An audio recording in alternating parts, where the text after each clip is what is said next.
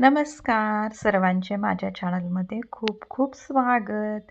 श्री स्वामी समर्थ. जय जय स्वामी समर्थ. आजचा व्हिडिओ आहे महाशिवरात्रीची पूजा विधी या विषयावर. चला तर मग आजच्या व्हिडिओला सुरुवात करूया. महाशिवरात्री हा हिंदू धर्मातील अत्यंत पवित्र आणि महत्त्वाचा सण आहे. भगवान शिव आणि माता पार्वती यांच्या मिलनाचा हा दिवस मोठ्या उत्साहात साजरा केला जातो. हिंदू पंचांगानुसार प्रत्येक महिन्याच्या कृष्ण पक्षातील चतुर्दशीला शिवरात्री येते. मात्र माघ महिन्यातील कृष्ण पक्षातील चतुर्दशीला महाशिवरात्री असे म्हटले जाते. असे मानले जाते की या रात्री विश्वात शिवतत्व सर्वाधिक कार्यरत असते. महाशिवरात्रीच्या संबंधित या ठिकाणी काही कथा प्रचलित आहेत. त्यापैकी शिवपार्वती विवाह.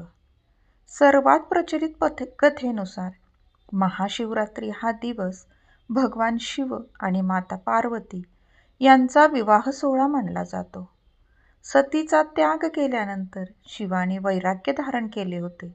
त्यानंतर पार्वतीने कठोर तपश्चर्या करून शिवाचे मन जिंकले आणि या दिवशी त्यांचा शुभविवाह संपन्न झाला.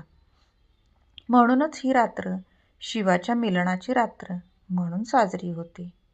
दुसरी कथा अशी सांगितली जाते की जेव्हा देव आणि दानवांनी अमृत मिळवण्यासाठी समुद्रमंथन केले तेव्हा त्यातून सर्वात आधी हलाहल नावाचे भयानक विष बाहेर पडले.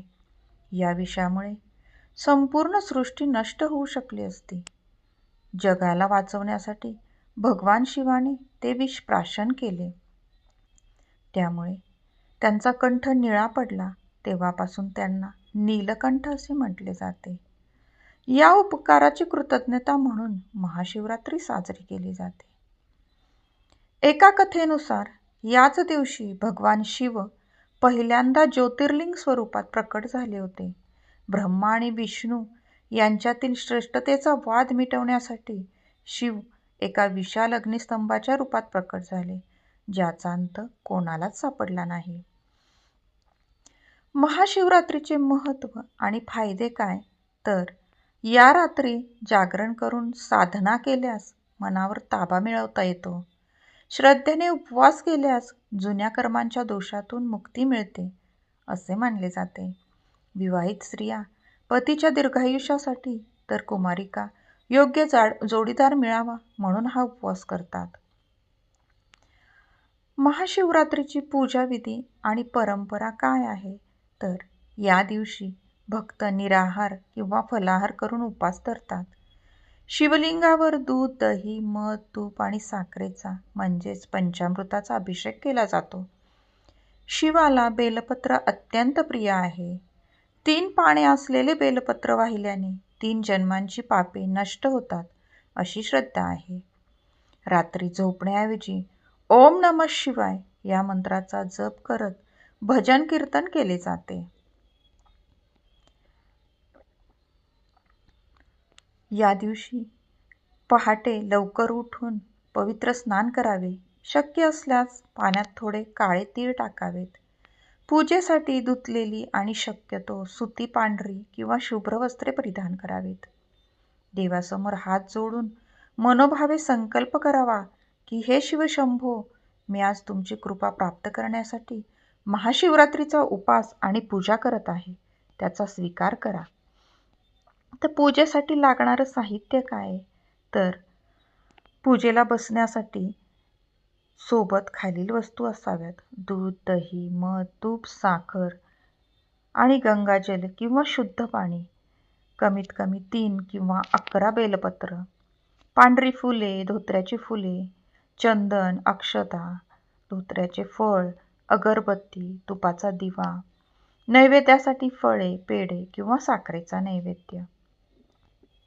प्रथम शुद्ध जलाने शिवलिंगावर अभिषेक करावा. त्यानंतर पंचामृत म्हणजेच दूध, दही, तूप, मध, साखर यांचे मिश्रण अर्पण करावे. शेवटी पुन्हा शुद्ध जलाने किंवा गंगाजलाने शिवलिंग स्वच्छ करावे. अभिषेक करताना ओम नमः शिवाय किंवा महामृत्युंजय मंत्राचा जप सतत चालू ठेवावा. शिवलिंगाला चंदनाचा टिळा लावावा. शिवाला कुंकू वाहत नाही, त्यामुळे केवळ पांढरे चंदन किंवा भस्म म्हणजेच विभूती लावावे. अखंड तांदूळ म्हणजेच अक्षता शिवलिंगावर अर्पण कराव्यात. बेलाचे पान अर्पण करताना त्याचा गुळगुळीत भाग शिवलिंगाला स्पर्श करेल अशा पद्धतीने आणि देठ आपल्याकडे येईल असे व्हावे. शिवाला धोत्र्याची फुले आणि फळे अत्यंत प्रिय आहेत, ती अर्पण करावीत. अगरबत्ती आणि शुद्ध तुपाचा दिवा ओवाळावा. देवाला फळे किंवा गोड पदार्थाचा नैवेद्य दाखवावा. भगवान शिवाची आरती मनापासून करावी. पूजेच्या शेवटी हात जोडून क्षमा प्रार्थना करावी. हे देवा, पूजा करताना माझी काही चूक झाली असेल किंवा काही उणीव राहिली असेल तर मला क्षमा कर. अशा प्रकारे शिवाची मनोभावे पूजा करावी. तर ही होती महाशिवरात्रीची माहिती. कशी वाटली तुम्हाला? नक्की मला कमेंटमध्ये सांगा. अशाच नवनवीन विषयांच्या माहितीसाठी चॅनलला सबस्क्राईब करा आणि हो, व्हिडिओ आवडला असेल तर लाईक आणि शेअर करा. पुन्हा भेटूया असाच छानशा व्हिडिओसोबत. श्री स्वामी समर्थ. जय जय स्वामी समर्थ.